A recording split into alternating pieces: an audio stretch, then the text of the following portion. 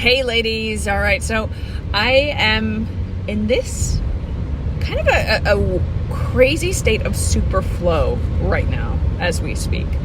And it's been like that all day to the point where I can't sit at my computer, I can't check email. Like I've just basically ignored all of my responsibilities, taking in this momentum and this just, I feel like it's a download, right? From, call it supernatural energy, call it whatever it is, but I'm just feeling this download and this need to bring this message forth to you because it's just emanating. I cannot hold it back any further. And to the point where, I have, even though it's the middle of the summer, I've totally neglected getting my snow tires changed, which here in New Hampshire you need to do every year, right? You need to get snow tires because winters are pretty brutal. But of course, it's July and I'm just getting it done.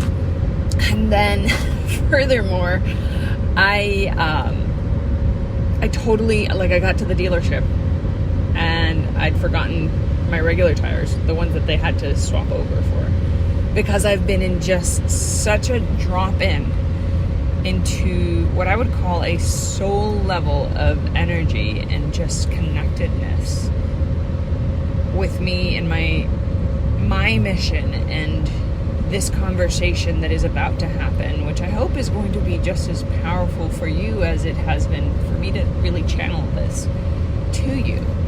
And that is, when did you forget? When did you forget who you really are? And when did you allow this other story of who you are not worthy of being take over? And this is so important because when it comes to achieving your potential, being the truest version of you and being unapologetically you, what that really comes down to and what it really ends up happening, like the only way that you can unleash the true calling that you have, the only way that you can call in incredible clients and incredible situations in which opportunities are just finding you and not the other way around, is when you drop in to that place of being you and knowing that the work does itself in a very literal way once you do the work of being at your fullest you. So why isn't this just the natural state of being for everyone all day long? And that's because we've been preconditioned. We've been taught that the way our world operates, the way things operate, is kind of by cultural consensus and cultural approval and evaluation and appreciation. And from a very early age, we start realizing that we need the approval of others to be who we are. So we stop being who we truly are and instead begin to adopt this modified version, this toned down, this version of you that isn't too much to the rest of the world. And if I think of it, for me in particular, it started middle school and high school, when kids start to become really mean. Like for me, and I want to do this exercise with you, I want you to drop in with me into your childhood, into that moment where it happened. But I just want to relay this story because I think it's going to give you some context as to what it looked like for you. Right? So for me, I was in 5th grade and I had to change schools. Now in Chile, growing up, I went to school in Chile. You go to the same school from kindergarten all the way through graduation, right? So changing in 5th grade was like a huge deal. And not only did I change schools, but I went from one school to the rival, like the mortal enemy school. right? Which was much better, but at the same time, it was like the competitor school. So right off the bat, I had a very hard time adapting.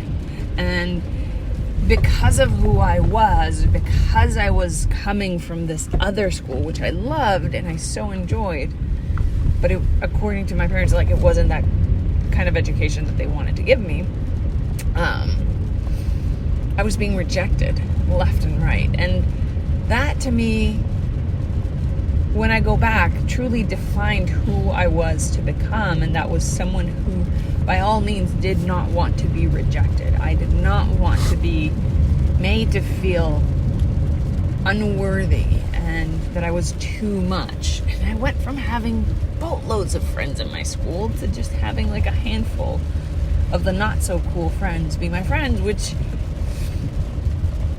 I mean, they were great friends. I'm so glad that I had them, but internally it made me feel that whoever I had been was clearly not good enough. It was a flaw, right? And there's these other instances throughout middle school and high school that if I could just like piece them all together, it makes me understand the story that I've told myself this whole time. So I want you to do this exercise with me. Grab a pen and paper. You're going to need to journal a little bit here. And that it's going to be a bit of an intense work, but believe me, it is so worth it. Because you're going to understand a lot of the stories that you're telling yourself.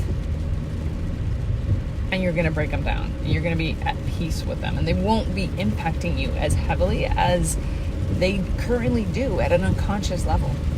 And you see, the beauty of this is that you're going to get to choose what you want to continue to believe about those instances. So, let's begin. Now, I want you to close your eyes. Find a safe spot where you can just close your eyes and start kind of like rewinding your life. Almost like a videotape that you're rewinding, or a cassette that you're rewinding, for those of you who existed back in the days when we had cassettes and videos. I want you to start rewinding your life. Like, start by rewinding to this morning, to when you woke up today, and then when you went to bed last night, and start to pick up the pace of the rewind and start to rewind faster to, like, you know, earlier in the week, the weekend, this past month, everything that has happened over the last month. Like, kind of start rewinding at a pace where you have a very superficial vision of what's going on, obviously in reverse, and start rewinding faster and faster. And it's okay if you can't really see the details. You obviously can't, because you're going faster and faster. And go back towards the beginning of the year, and even further back. Go back a few years back, rewinding all of these actions, meaningful actions that just kind of pop in. Scenes pop in and out very quickly from your mind, reminding you of things that happened. And I want you to be the observer of these memories as they're happening. And I want you to then rewind all the way back into your childhood. So rewind yourself as many years as you need to reach out into whatever moment you feel called to upon your childhood. When these stories of you not being enough started to appear, those times where you were proved that, or the story that you were telling yourself was that you were not enough. Do you remember, what is the story? When was it that you forgot who you really are? What were the stories that triggered that? And I want to make sure that you're observing these stories, but not as a participant. Remember, you really are further ahead. Years have passed. And that story doesn't have to define you anymore. But I want you to observe it with curiosity and truly with compassion. And realizing that that little child was experiencing that. Because that meaningful experience, as painful as it could have been, was necessary for her to become who you are now. And I also, as you're observing this, want you to remind yourself that you can decide whether that story continues to impact you or not. And that you're going to choose, make the right decision to not allow it to impact you any longer. Sit with those couple of memories for a couple of seconds.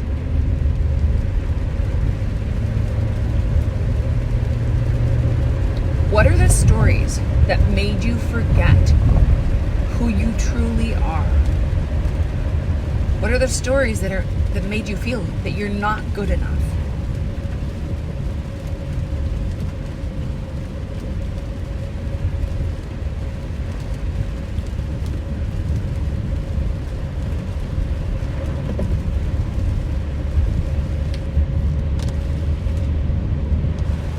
And these stories, don't worry if you can't piece them all together. They're probably going to feel like fragmented memories of emotions and hard feelings that truly were hurtful and impactful and painful and caused fear in you at some point in your youth. But as an observer, you understand. You understand why they happened. You understand how you needed the contrast in order to understand your role, to understand who you truly are today.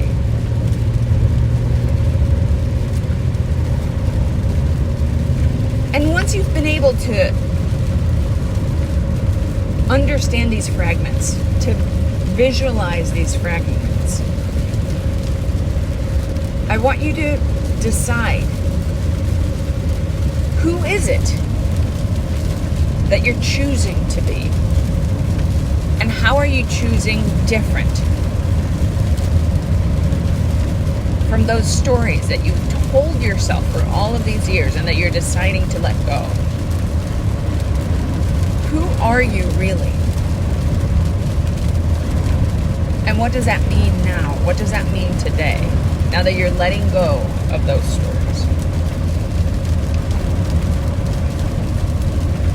So now I want you to open back your eyes, and I want you to go ahead and write everything that comes out. Write everything that comes out as the answer of who you choose to be. And if you're feeling confused, if you're feeling like, wow, that was way too heavy, I still need to go back to when did I forget? Continue journaling on that particular topic. When did I forget who I was? And then once you're done answering that question, that's when I want you to go back into, who am I? Who am I really? And who do I choose to be now that I'm letting go of those stories?